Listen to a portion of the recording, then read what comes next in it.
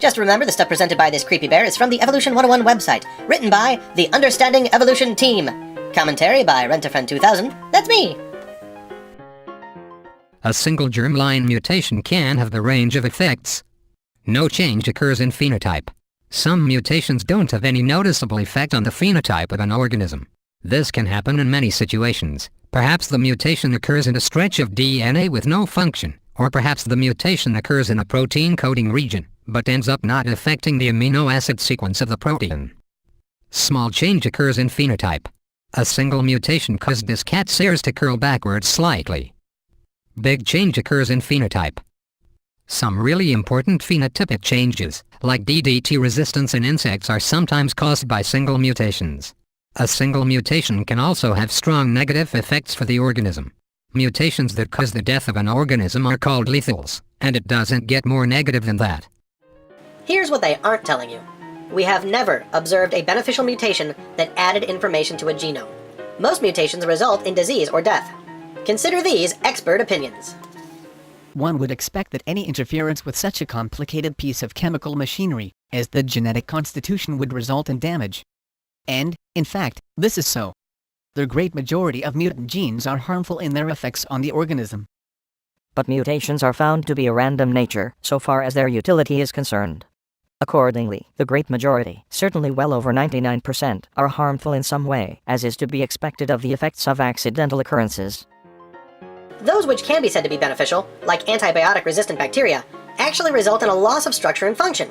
These are like getting locked in the basement during a tornado. You haven't gained anything, but by happy chance, you survive when others do not. Yet what evolution needs to have happened is a mutation which adds information to the genome. Like a guy who figures out how to make his siding tornado-proof, or a guy who figures out how to get his car to fly. But how many spelling mistakes do you have to make in the blueprints for a car before it can fly, and without passing through a phase where it explodes? When people say evolution is impossible, it's not because they don't know how it could work. It's because they know enough to know it could not work. Many evolutionists stick to evolution to fill in the gaps where a step up is impossible. It must have evolved, they argue, because there it is. This is a very common evolution of the gaps attitude. It'll show up again later in their writing.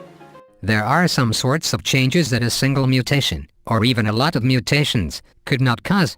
I don't even know where to start. Suffice it to say, duh. But now we need these guys to see just how big this list is. Neither mutations nor wishful thinking will make pigs have wings. Only pop culture could have created Teenage Mutant Ninja Turtles. Mutations could not have done it. So, turtles that can talk and walk on two legs, impossible with mutations. But bacteria that become a monkey who can talk and walk on two legs, science? And that a rodent became a lizard that grew wings and learned to fly is the evolutionary story they've already admitted to. So why now is flying pigs impossible? These guys pick weird times to decide what evolution can and can't do. Remember, these guys think chickens are dinosaurs. Join me next week for part 11! Yippee!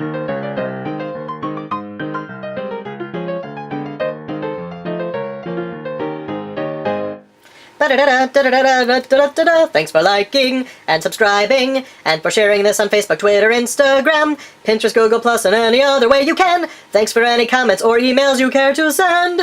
And thanks for letting me be your Rent-A-Friend. Hey!